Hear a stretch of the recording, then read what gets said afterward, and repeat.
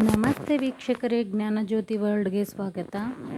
ಇವತ್ತಿನ ದಿನ ನಾನು ಎಣ್ಮಣಕ ಅಂತೇಳಿ ಮಾಡ್ತಾಯಿದ್ದೀನಿ ಹಲಸಿನ ಹಣ್ಣಿನಿಂದ. ಇದನ್ನು ತಗೊಬಂದು ಫುಲ್ ಹಣ್ಣಾಗಿಬಿಟ್ಟಿತ್ತು, ಅಂಬ್ಲಿ ಇದು. ಓಪನ್ ಮಾಡೋಣ ಅಂದರೆ ಫುಲ್ ಅದೇ ಓಪನ್ ಆಗಿಬಿಡ್ತು, ಅಷ್ಟು ಸ್ಮೂತ್ ಇರುತ್ತಿದ್ದು ಹಣ್ಣು. ಅದನ್ನು ಈ ಥರ ನಾನು ಸಿಪ್ಪೆ ಅದರದ್ದು ಬೀಜ ಎಲ್ಲ ತೆಗೆದು ಸಪ್ರೇಟ್ ಮಾಡ್ತಾಯಿದ್ದೀನಿ ನೋಡಿ. ಇದು ತುಂಬ ಟೇಸ್ಟ್ ಆಗುತ್ತೆ, ಹಾಗಾದರೆ ತುಂಬ ಚೆನ್ನಾಗುತ್ತೆ. ಇದನ್ನೊಂದು ಸಲ ಮನೇಲಿ ಟ್ರೈ ಮಾಡಿ ನೀವು ನೋಡಿ. ಈ ಥರ ಹೀಗೆಲ್ಲ ಇದನ್ನ ತೆಗೆದಿಟ್ಕೊಂಡು ನನಗೆ ಎಷ್ಟು ಬೇಕು ಅಷ್ಟು ತೆಗೆದು ಉಳ್ಕಿದೆಲ್ಲ ತೆಗ್ದು ಅದು ಬೇಡ ಅವಶ್ಯಕತೆ ಇಲ್ಲ ಅಂತ ಹೊತ್ತಾಗ್ತಾಯಿದ್ದೀನಿ. ಫುಲ್ ಹಣ್ಣಾಗಿಬಿಟ್ಟಿದೆ ಅದು. ಮತ್ತು ತಿನ್ನೋಕ್ಕೂ ಅದು ಅಷ್ಟು ಇದು ಆಗೋದಿಲ್ಲ, ಗಂಟಲಲ್ಲಿ ಸಿಕ್ಕಾಕೊಂಡ್ಬಿಡುತ್ತೆ. ಹಾಗಾಗಿ ನಾನು ಈ ಸ್ವೀಟ್ ಮಾಡೋ ಸಲುವಾಗಿ ನಾನು ತೆಗಿತಾಯಿದ್ದೀನಿ ಇದನ್ನ. ನೋಡಿ ಎಷ್ಟು ಹಣ್ಣಾಗಿದೆ ಅಂತೇಳೊಂದು. ಓಪನ್ ಮಾಡೋದು ಹಂಗೆ ಕೈಯಲ್ಲೇ ಹಿಂಗೆ ಹಾಕಿಬಿಟ್ರೆ ಫುಲ್ಲು ಚಾಕುನೇ ಬೇಡ ಇದನ್ನು ಇದು ಮಾಡೋಕ್ಕೆ. ಫುಲ್ ಕ್ಲೀನ್ ಮಾಡಿ ಇಷ್ಟು ಸೊಳೆ ತಗೊಂಡಿದ್ದೀನಿ ನಾನು. ಅದ್ರದ್ದೆಲ್ಲ ಕಸ ಎಲ್ಲ ಸ್ವಲ್ಪ ಹತ್ಕೊಂಡಿತ್ತು, ಅದನ್ನೆಲ್ಲ ಕ್ಲೀನ್ ಮಾಡಿಕೊಂಡು ಇದನ್ನು ಮಿಕ್ಸಿ ಜಾರಿಗೆ ಹಾಕೋಣ. ಈಗ ಇದನ್ನ ನೈಸಾಗಿ ಪೇಸ್ಟ್ ಮಾಡ್ಕೋಬೇಕು. ನಿಮಗೆ ಬೇಕಂದರೆ ಸ್ವಲ್ಪ ತರಿಯಾಗೂ ಮಾಡ್ಕೋಬೋದು, ಅಲ್ಲಿ ಇಲ್ಲಿ ಸಿಗಬೇಕಂತೇಳಂದರೆ. ಅದು ಫುಲ್ಲು ಸಾಫ್ಟ್ ಇರೋದ್ರಿಂದ ಮಿಕ್ಸರಿಗೆ ಒಂದು ರೌಂಡ್ ಹಾಕೋತ್ತಿಗೆ ಪೇಸ್ಟ್ ಆಗಿಬಿಡುತ್ತೆ. ನಾನು ಇದಕ್ಕೇ ಏಲಕ್ಕಿ ಪೌಡ್ರು ಜಜ್ಜಿ ಹಾಕ್ತಾಯಿಲ್ಲ, ಅದು ಏಲಕ್ಕಿನ ಬಿಡಿಸಿ ಹಾಕ್ತಾಯಿದ್ದೀನಿ. ನೀವು ಏಲಕ್ಕಿ ಪೌಡ್ರ್ ಇದ್ದರೆ ಏಲಕ್ಕಿ ಪೌಡ್ರನ್ನ ಲಾಸ್ಟಿಗೆ ಯೂಸ್ ಮಾಡ್ಬೋದು.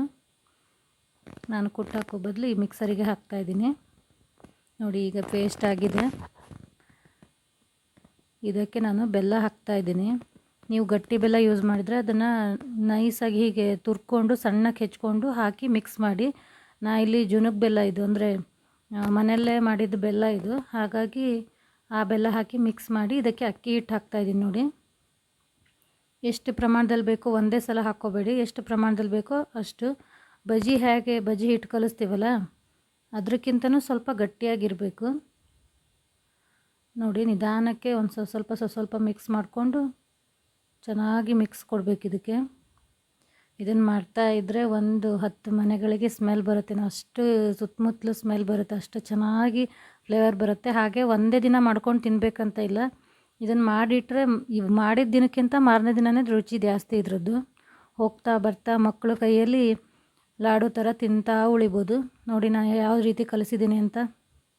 ಕೈಯಲ್ಲಿ ಈ ಥರ ತೊಗೊಂಡು ಬಿಡೋಕ್ಕೆ ಬರಬೇಕು ಎಣ್ಣೆಯಲ್ಲಿ. ಸ್ವಲ್ಪ ಎಣ್ಣೆ ಕಾದಿದೆ ಇಲ್ಲೋ ಅಂತ ನೋಡ್ತಾಯಿದ್ದೀನಿ ನಾನು. ನೀವು ಬಾಣಲೆ ಇಟ್ಕೊಂಡು ಅದಕ್ಕೆ ಸ್ವಲ್ಪ ಎಣ್ಣೆ ಹಾಕ್ಕೊಂಡು ಈ ಥರ ಸಣ್ಣ ಸಣ್ಣ ಲಾಡು ಥರ ಮಾಡಿ ಬಿಡ್ರಿ. ಬಜ್ಜಿ ಹೇಗೆ ಬಿಡ್ತಿರಲ್ಲ ಆ ಥರ. ಗೋಲ್ಡ್ ಕಲರ್ ಬರಲಿ. ನಂದು ಎಣ್ಣೆ ಸ್ವಲ್ಪ ಕಾದಿದ್ರಿಂದ ಸ್ವಲ್ಪ ಕಂದು ಬಿಡ್ತದ್ದು ಫಸ್ಟಿಂದು. ಏನು ಪ್ರಾಬ್ಲಮ್ ಇಲ್ಲ, ಅದೇನು ಸ್ಮೆಲ್ ಬರೋದಿಲ್ಲ. ಆದರೆ ತುಂಬ ರುಚಿಯಾಗಿರುತ್ತೆ ಹೋಗ್ತಾ ಬರ್ತಾ ತಿನ್ನೋಕ್ಕೆ. ನೀವು ಸಾಫ್ಟಾಗಾದರೂ ಬೇಯಿಸ್ಕೋಬೋದು, ಇಲ್ಲ ಕ್ರಿಸ್ಪಿಯಾಗಾದ್ರೂ ಬೇಯಿಸ್ಕೋಬೋದು. ಇದನ್ನ ನೋಡಿ ಕರಿತಾ ಇದ್ದೀನಿ. ಇದು ಗೋಲ್ಡ್ ಕಲರ್ ಬಂದಿದೆ, ಈಗ ತೆಗೆದುಬಿಡೋಣ. ಹಾಗೆ ಈ ಹಿಟ್ಟಿಗೆ ನೀವು ಬೆಲ್ಲ ಎಷ್ಟು ಯೂಸ್ ಮಾಡ್ತೀರಲ್ಲ, ಅಂದರೆ ನಿಮಗೆ ಸ್ವೀಟ್ ಎಷ್ಟು ಬೇಕೋ ಅಷ್ಟು ಬೆಲ್ಲ ಹಾಕ್ಕೋಬೋದು. ಹಣ್ಣು ತುಂಬ ಸ್ವೀಟ್ ಇದ್ದರೆ ಕಮ್ಮಿ ಬೆಲ್ಲ ಯೂಸ್ ಮಾಡಿ ನೋಡಿ. ನಾನು ಮತ್ತೊಂದು ಸೆಟ್ ಬಿಡ್ತಾ ಇದ್ದೀನಿ. ಹಾಗೆ ಯಾರೆಲ್ಲ ಜ್ಞಾನಜ್ಯೋತಿ ವರ್ಲ್ಡ್ನ ವಾಚ್ ಮಾಡ್ತಾಯಿದ್ದೀರಾ ಪ್ಲೀಸ್ ಲೈಕ್ ಮಾಡಿ, ಶೇರ್ ಮಾಡಿ, ಕಮೆಂಟ್ ಮಾಡಿ, ಸಬ್ಸ್ಕ್ರೈಬ್ ಆಗಿ ಅಂತ ಹೇಳ್ತಾ. ಹಾಗೆ ಸ್ವಲ್ಪ ಕರೆಂಟ್ ಹೋಗೋದು ಬರೋದು ಮಾಡ್ತಾಯಿದ್ದೆ. ಕಲರ್ ನಿಮಗೆ ಅಷ್ಟು ಚೆನ್ನಾಗಿ ಗೊತ್ತಾಗ್ತಾ ಇಲ್ಲ, ತುಂಬ ಚೆನ್ನಾಗಿ ಬಂದಿದೆ. ನಾನು ಕಟ್ ಮಾಡಿ ತೋರಿಸ್ತಾ ಇದ್ದೀನಿ ನೋಡಿ. ನೀವು ಮನೇಲಿ ಒಂದು ಸಲ ಟ್ರೈ ಮಾಡಿ ಇದನ್ನು ನೋಡಿ ಯಾವ ಥರ ಬಂದಿದೆ ಅಂತ. ಎಲ್ಲರಿಗೂ ಧನ್ಯವಾದಗಳು. ನಮಸ್ತೆ.